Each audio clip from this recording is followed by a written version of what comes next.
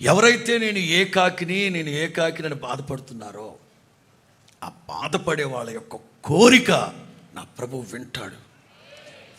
నా ప్రభు ఏమాత్రం మనల్ని నిర్లక్ష్య పెట్టడు, అలక్ష్యం చేయడు.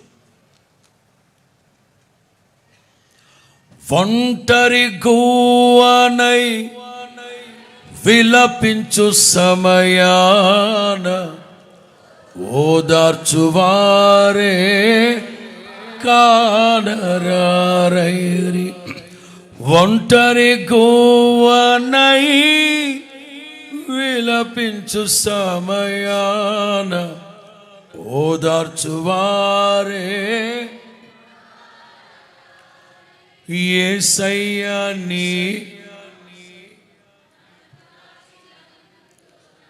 నీకేనా,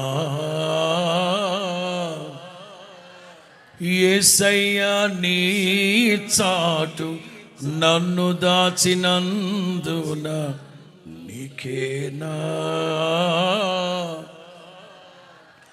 నా యేసయ్యా నీ దివ్య ప్రేమలో. భజన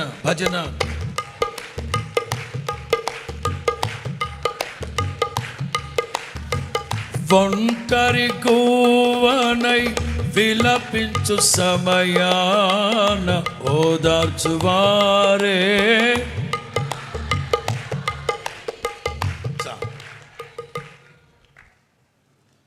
కరుణించే వాళ్ళ కొరకు కనిపెట్టి కళ్ళు క్షీణించిపోయాయి. ఓదార్చే వాళ్ళ కోసం కేకేసి గొంతుక ఎండిపోయా, కళ్ళు క్షీణించిపోయా, గొంతుకు ఎండిపోయా, గుండె ధైర్యం చచ్చిపోయా. ఇంకెవడండి, ఎవరున్నారని అందరూ మనవాళ్ళే అనుకుంటాం. నిలబడరు.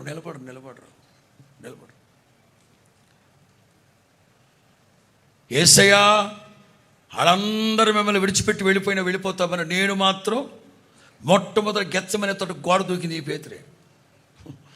మొట్టమొదటి గెత్సెమనే తోట గోడ దూకి పారిపోయింది ఈ పేతురే. బాధపడువారి కోరిక నీవు.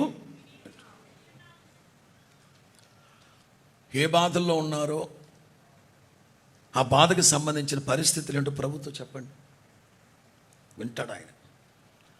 ఆహా, నా విన్నపమును నీవు విన్నావు, నెరవేరుస్తాం. 107వ కీర్తన